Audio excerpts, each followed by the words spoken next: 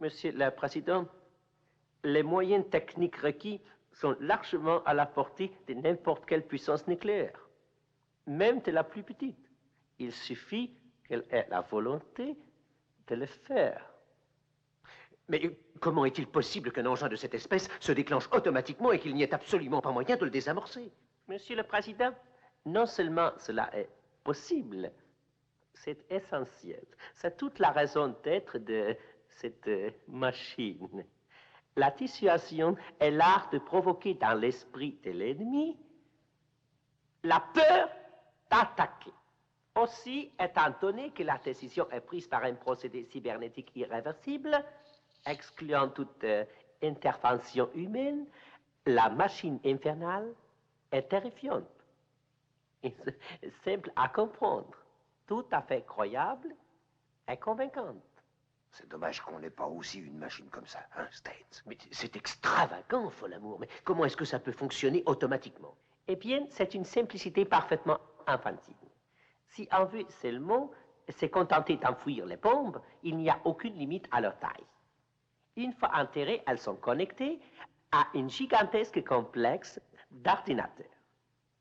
Alors, un ensemble de conditions définies et de circonstances précises dans lesquelles les bombes doivent exploser est programmée et stockée dans une mémoire électronique. Une seule ruban peut retenir toutes les informations. Qu'est-ce que c'est que ce nom bizarre? En tout cas, c'est pas un nom allemand. Il a changé de nom quand il est venu en Amérique. Avant, il s'appelait Mercury Kleber. En 15 secondes. Mais il y a une chose qui me En tout charme, cas, pour moi, c'est toujours un Fritz.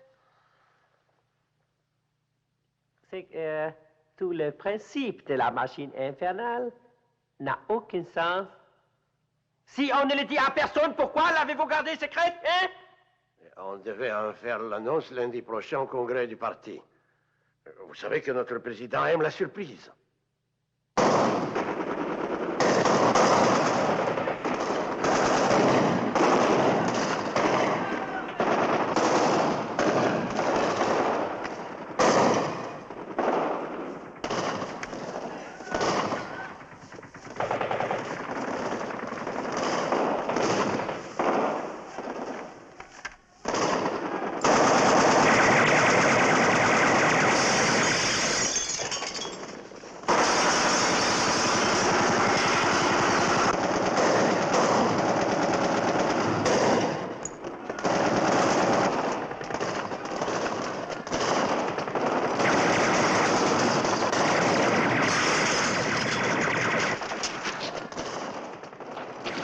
Avec moi, mon boy.